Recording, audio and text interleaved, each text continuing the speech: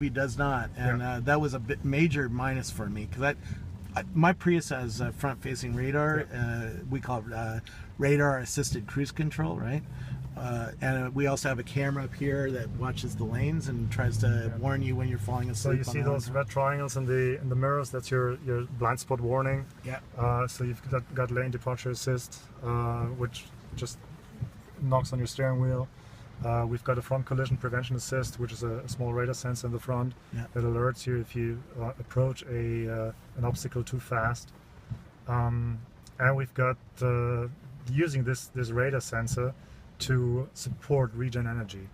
So in other words, if there's an obstacle in front of you, the car will automatically brake down using regen braking in order to regain as much energy as possible. For people who don't know the difference, if you brake slowly and constantly, you can use the electric motor to regenerate electricity back into the battery. Correct. If you brake too fast, then you use the caliper to and you waste electricity, because you're converting potential energy into heat, and that's not good, right? You want to slow down constantly and slowly so you get the power back. There we go. Couldn't have said it any better. Absolutely perfect explanation. See, I did study something in physics. I barely remember physics. And when I mentioned earlier, it depends very much on the customer type.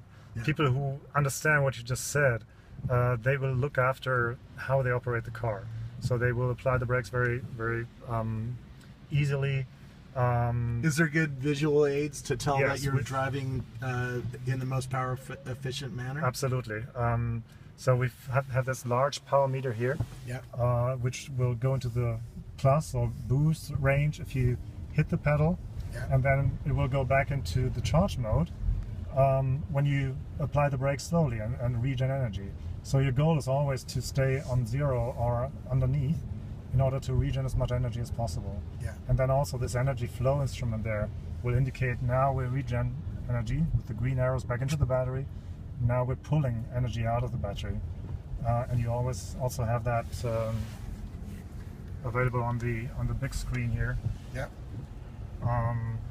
To really make it very visual and show what you're doing. Very nice. So that extends your range.